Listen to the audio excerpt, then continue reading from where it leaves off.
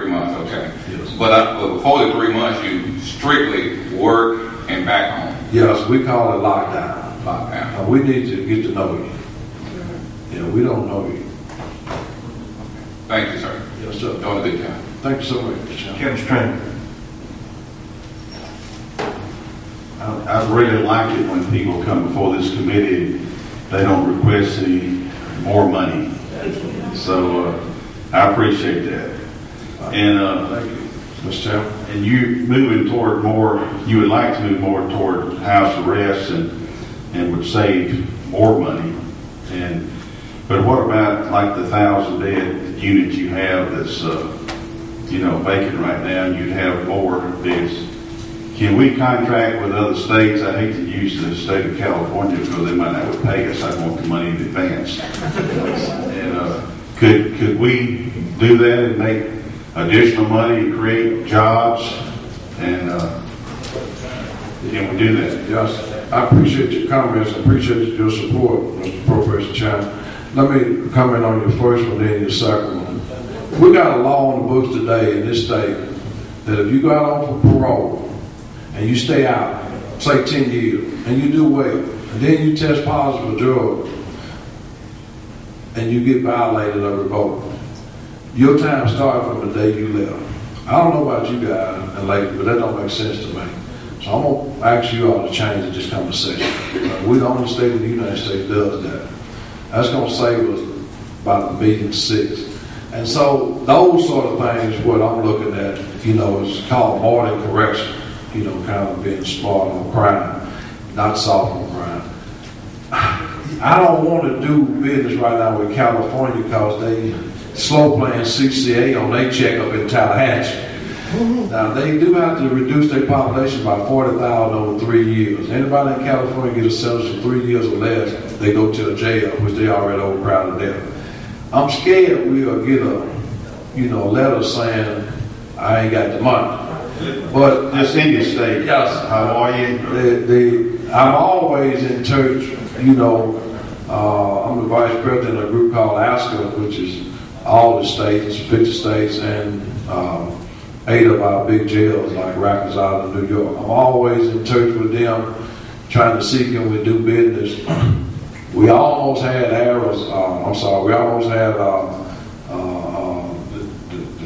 the state right across the water there, Ray Hobbs in Arkansas, and they got slaughtered. And they passed a bill and loosened up on parole, so he in good shape right now.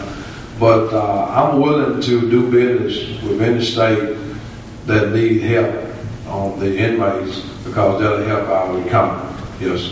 So I'm looking at it, but as of this second, I don't have a contract.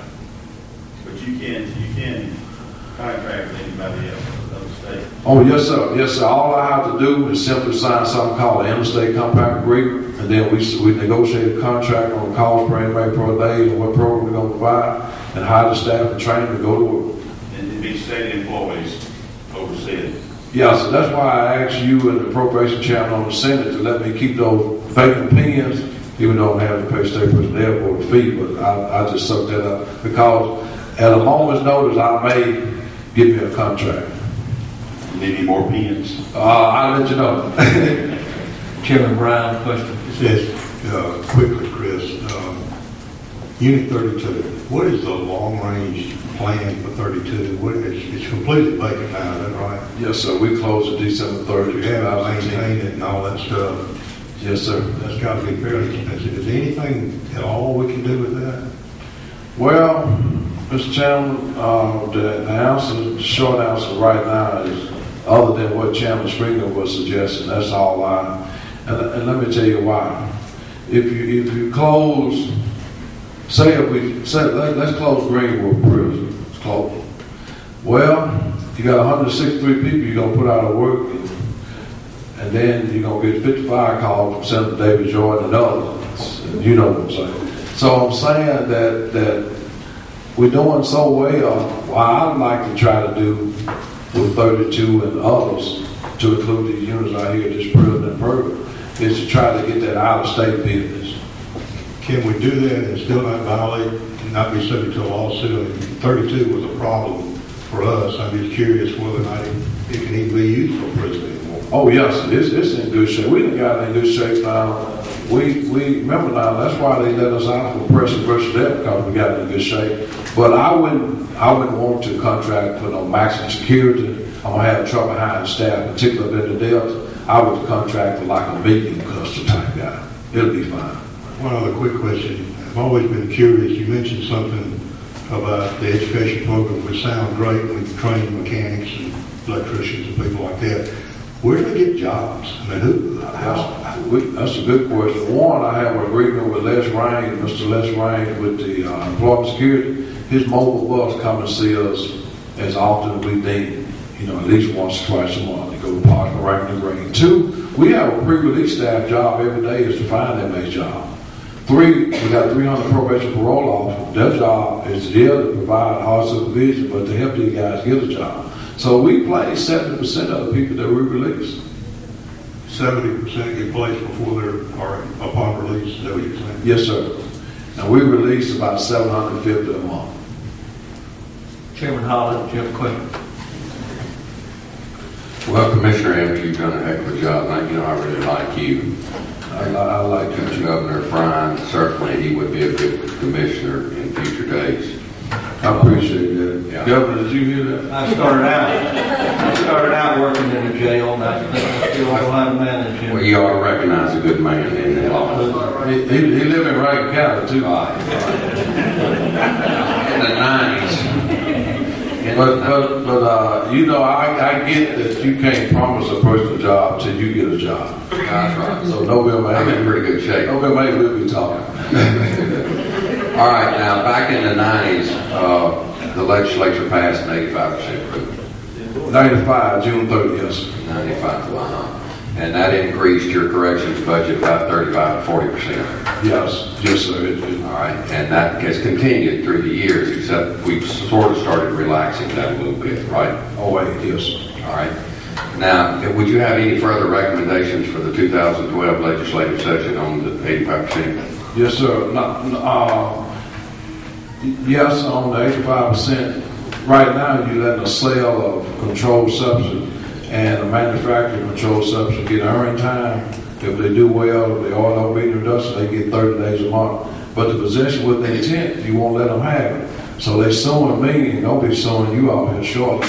So I'm going to ask you to let them get it too. That's one. I talked about the violation, as it relates to when a person violates. That ain't the 85%, but it's just good correction. Then I'm going to also ask you, for those that's bedridden, the General Hood, they have a term called terminally ill. That's a high standard to me. I got a bill coming to you that's bedridden, meaning that he is real sick, about to die. Low sick. I'm going to ask you, and you and I have buried some together. You know that. I'm going to ask you I'm going to ask you all to let me put them on medical release. I have put 89 on medical release. We can put out another 50. Got any estimate as to what all that'll save? Well, I'm scared to tell you because you may take it out of my money. But it's going to save, we get Little change. Yes, it'll save. Lord be with you. I know you used to. We go way back. All right, so the question for the county commissioner. Commissioner, excellent job as always. You do a very good job. I'm continually impressed each year we see your presentation. Thank you very much, sir, and your staff. Thank you all so We'll much. take a quick 10-minute break and let's leave. And we have our next Department of Mental Health will be next.